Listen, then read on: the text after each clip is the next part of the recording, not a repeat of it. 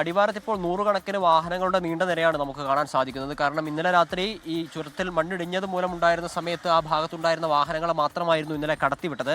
പിന്നീട് ഇന്നലെ രാത്രി മുതൽ ഇന്നീ നേരം വരെ ഇവിടെ അടിവാരത്തും ലക്കടിയിലുമൊക്കെ ആയിട്ട് പോലീസ് ഹെഡ് പോസ്റ്റ് വെച്ചിട്ട് ആ വാഹനങ്ങളെ തടയുന്ന കാഴ്ചയാണ്. കുറ്റ്യാടി ചുരം വഴിയായിരുന്നു ഒരു താൽക്കാലികമായിട്ടുള്ള പാത സജ്ജീകരിച്ചിരുന്നത്. പക്ഷേ ചരക്ക് വാഹനങ്ങൾക്കൊന്നും ആ ഭാഗത്തുകൂടി പോകാൻ സാധിക്കാത്തൊരവസ്ഥയുണ്ട്. അതിനാൽ തന്നെ നമുക്ക് ദൃശ്യങ്ങളിൽ കാണുന്ന പോലെ നൂറുകണക്കിന് വാഹനങ്ങൾ ഇപ്പോൾ ഈ ഭാഗത്തുണ്ട്. ലക്കടി ഭാഗത്തും ഇത്തരത്തിൽ വാഹനങ്ങൾ വന്ന് നിൽക്കുന്നുണ്ട്. ഇന്നലെ രാത്രി 11 മണിക്ക് ശേഷമൊക്കെ വന്ന വാഹനങ്ങളാണ് ഈ മണ്ണിടിയുന്ന ഭാഗത്ത്. അതായത് ഇന്നലെ 7 മണിയോട് കൂടിയിട്ടായിരുന്നു താമരശ്ശേരിയിലെ 9ാം വളവിന്റെ ഭാഗത്ത് മണ്ണിടിച്ചിൽ ഉണ്ടായത്. ആ സമയത്ത് ഈ ചുരത്തിന്റെ ഇടയിൽപ്പെട്ടിട്ടുള്ള വാഹനങ്ങളെയൊക്കെ കയറ്റി വിടുകയും ഇറക്കി വിടുകയും ഒക്കെ ചെയ്തിരുന്നു. പക്ഷേ നമുക്കറിയാം ഈ മൈസൂർ ഉൾപ്പെടെയുള്ള ഭാഗങ്ങളിലേക്ക് പോകുന്ന ആ പാതയാണ്. അതിനാൽ തന്നെ നിരവധി വാഹനങ്ങൾ ആ ഭാഗത്തേക്ക് പോകേണ്ട നിരവധി വാഹനങ്ങളുണ്ട്. ചരക്ക് വാഹനങ്ങളാണ് ഏറ്റവും കൂടുതലായിട്ട് ഇവിടെ ഉള്ളത്. ദൃശ്യങ്ങളിൽ കാണാം നൂറുകണക്കിന് വാഹനങ്ങളാണ്, വലിയ വലിയ വാഹനങ്ങൾ. ഇതിന് കുറ്റ്യാടി ചുരം വഴി പോകാൻ സാധിക്കാത്തൊരവസ്ഥയാണുള്ളത്.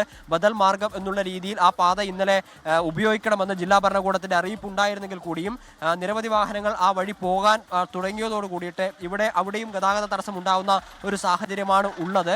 ഇപ്പോൾ നമുക്ക് ദൃശ്യങ്ങളിൽ കാണാം അടിവാരത്താണ് നമ്മളുള്ളത്. അടിവാരത്ത് ഈ അറ്റം കാണാത്തത്ര രീതിയിൽ വാഹനങ്ങളുടെ നീണ്ട നിരയുണ്ട്.